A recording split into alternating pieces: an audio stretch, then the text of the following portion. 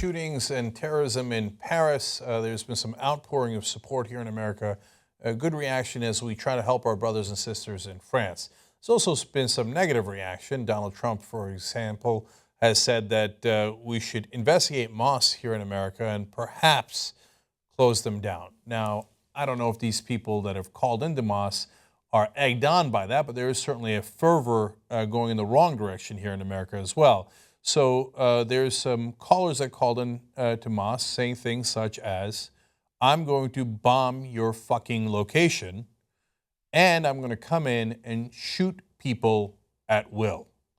Okay, now, a little hypocritical to say the terrorists are terrible because they kill civilians and say, I'm going to kill civilians at a random mosque that had nothing to do with this attack in Paris. But oftentimes, terrorists, whether they're foreigners or homegrown, don't usually have a heightened sense of irony. Well, you might think, yeah, but they didn't do any of that yet. They're not really going to do it. Well, in Canada, we've had arsonists who deliberately targeted a mosque on Saturday night, according to investigators. And investigators, both in Canada and the U.S., are looking into all these threats and taking them seriously, so give them all the credit in the world. But when it comes to Islamic Society of St. Petersburg, they've been getting threats that are very specific. Now, it's a different caller who calls in and says, this act in France is the last straw. You're going to fucking die. Went on to say, I personally have a militia that's going to come down to your Islamic Society of Pinellas County and firebomb you.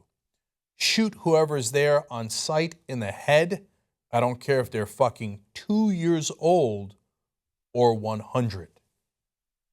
By the way, some of these attacks, including the one that happened in Canada, are quite real. In that mosque, there were 70 people just a half an hour before the attack. They were celebrating the birth of a child. Luckily, the attack happened after they had left. So we have to do everything in our power to fight against terrorism, both abroad and at home, and no matter what the source is.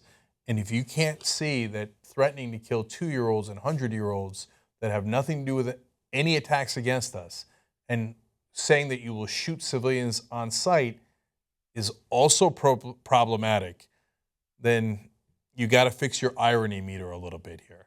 Watch out for terrorists wherever they come from.